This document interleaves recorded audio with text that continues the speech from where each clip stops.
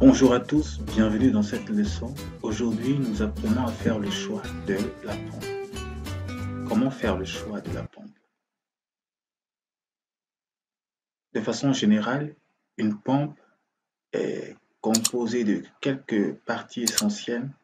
Nous allons nous attarder sur le câble d'alimentation de la pompe. Puisque la pompe est immergée dans l'eau, il a besoin d'un câble qui pourra quitter de la pompe pour aller jusqu'au box de raccordement, jusqu'au box de commande, jusqu'à ce coffret. D'accord? Également, il sera essentiel d'avoir une corde qui permet d'attacher la pompe et de maintenir la pompe en fait en suspens dans l'eau pour éviter qu'elle ne s'enfonce plus ou que un phénomène l'entraîne en fait dans les profondeurs. Vous avez votre pompe également. Il y a également certains autres éléments qui ne sont pas présentés dans cette image. Vous avez par exemple le tuyau de refoulement. Le tuyau qui est raccordé à la pompe et qui vous permet de propulser l'eau depuis le puits jusqu'au lieu d'alimentation, comme on l'appelle encore, jusqu'au cubiténaire. Donc c'est un peu ça de façon générale. Il y a d'autres parties essentielles également.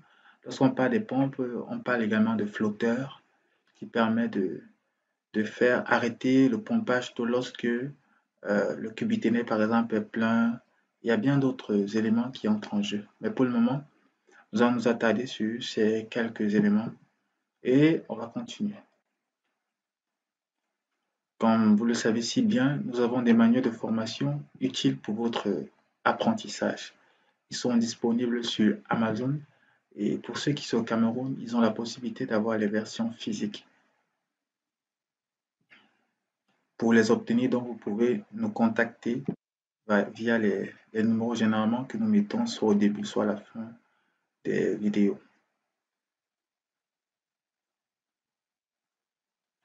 D'accord, vous allez trouver en description le lien qui vous conduira vers une formation que nous avons conçue pour vous qui est disponible sur Udemy.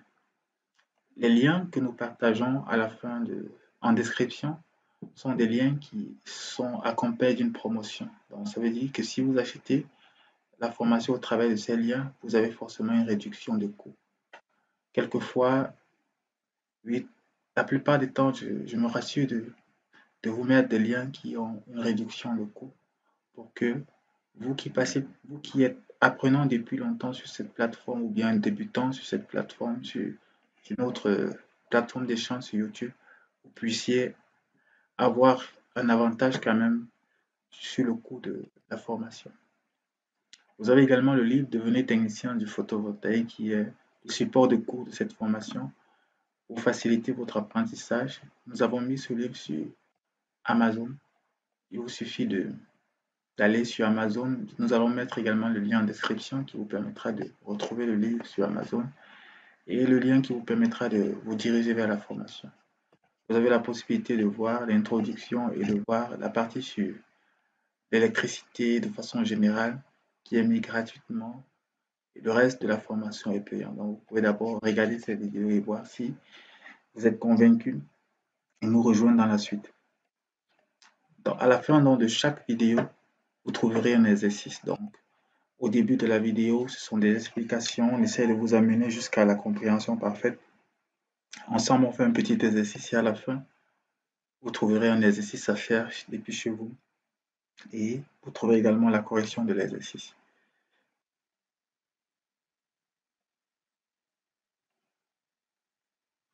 D'accord. Voici un petit catalogue où nous avons les caractéristiques que nous présentent des fournisseurs des pompes. Donc, de façon générale, lorsqu'on fait le choix d'une pompe, on fait le choix de la pompe en fonction du débit et de la hauteur à laquelle la pompe peut refouler l'eau. Donc, il est essentiel de connaître, par exemple, le puits fait 20 mètres.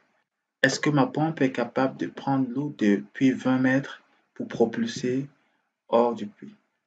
Et ça, c'est très important. Donc, et se rassurer, cette hauteur en principe, généralement, c'est la hauteur manométrique. Donc, si votre puits fait 20 mètres, Vous ne pouvez pas prendre une pompe qui fait 20 mètres. Vous serez obligé de prendre une pompe qui est plus puissante que celle-ci parce que, en plus de la hauteur du puits, de la profondeur du puits, il y a également la hauteur jusqu'au cubiténaire, comme nous l'enseignons dans la leçon passée.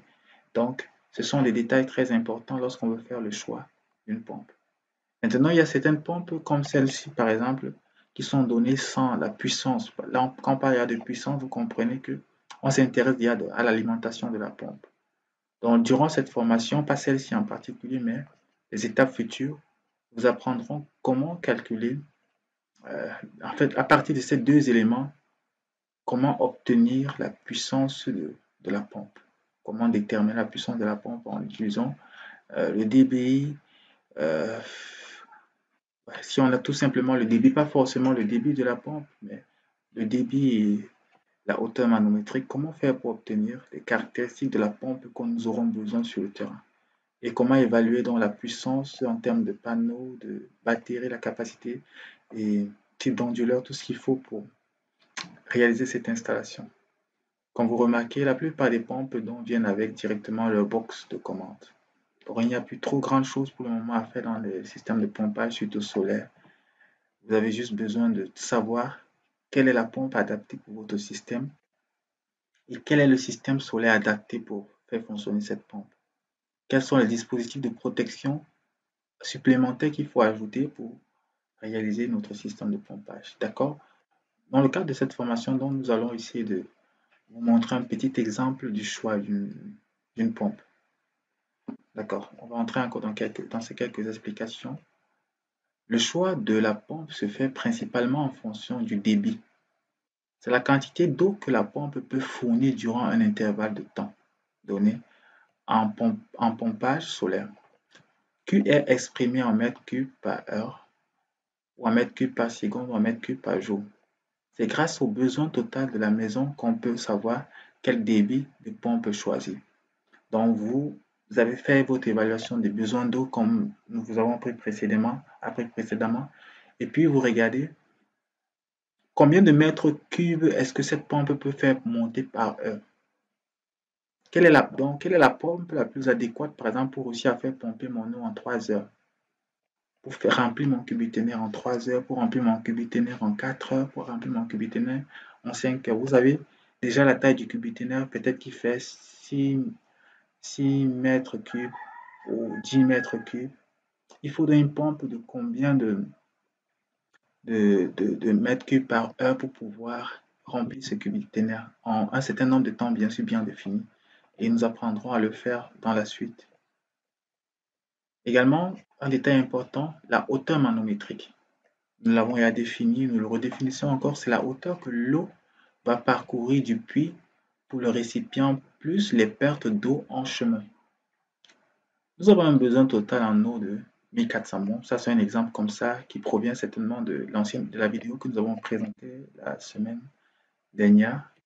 Donc, nous sommes rendus compte que le client 1 aura un besoin de 1400 litres par jour.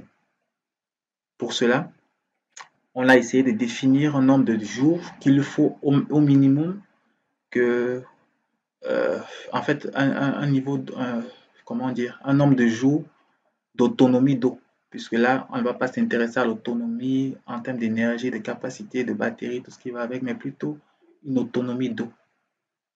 Pour cela, on s'est dit, il faut que l'eau puisse tenir pendant 4 jours, dans son cas. Alors, on a fait ce 4 fois 1400 qui nous a donné une valeur approximative à 5600. Donc, du coup, on a essayé d'arrondir pour avoir un cubiténaire sur le marché à peu près de 6000 litres. Et vous savez bien que 1 mètre cube est égal à 1000 litres. Donc, vous savez que si on a 6000 litres, cela revient à dire qu'on a 6 mm cubes par jour. Donc, le cubiténaire doit être capable d'être rempli. La pompe, en fait, doit être capable de remplir 6 mètres cubes d'eau en une journée. La pompe que nous allons choisir. Maintenant, on va faire une supposition. Puisque pour le moment, on ne connaît pas encore calculer la hauteur manométrique, on va juste supposer que la hauteur manométrique pour ce puits en particulier de 50 mètres. Et on va donc partir faire le choix de notre pompe sur un fabricant. Vous avez des catalogues des fabricants. Vous avez déjà, comment dire, le débit. Vous voulez savoir quelle est la pompe qui pourra gérer, remplir notre réservoir. Notre cubitaire fait 6 mètres cubes à remplir en une journée. Nous faisons le choix d'une pompe de 2,7 mètres cubes par heure. Donc, en une heure, lui, il est capable de remplir 2,7 mètres cubes, cette pompe-ci. Je ne sais pas si vous voyez un peu de quoi il s'agit. On a 6 on a 6 mètres cubes d'eau à remplir chaque jour. Et sur le marché, on se rend compte qu'il y a une pompe qui est capable de remplir 2,7 mètres cubes par jour. Alors, je crois que celle-ci nous intéresse bien, par heure plutôt. Donc, après 2 heures, on sera, je crois, à 5,2 mètres cubes déjà remplis. Et cette pompe également remplit nos conditions parce que sa hauteur manométrique, la hauteur finale est de 50 mètres. Donc, la pompe peut propulser à une hauteur de 50 mètres. Donc, si dans notre cas, nous prenons cette pompe pour un puits qui a une profondeur de 20 mètres, nous voyons que le cubiténaire va encore se remplir plus rapidement même. Donc, du coup, dans notre cas présent, ce cubiténaire est bien placé pour nous accompagner pour résoudre le problème de notre client. Je ne sais pas si j'ai réussi à vous faire comprendre de quoi il s'agit, comment ça se passe, comment le choix de la pompe se fait, mais c'est vraiment simple jusqu'ici. C'est vrai que dans le temps, nous allons entrer dans les calculs, mais pour un début, c'est un peu ça la logique. Maintenant, il est question pour nous donc de savoir le nombre de temps que notre pompe pourra remplir notre cubiténaire de 6 mètres cubes. Comme je vous disais, on va donc diviser la capacité de notre cubiténaire par la capacité que, quand je parle de capacité, je parle bien sûr de débit, donc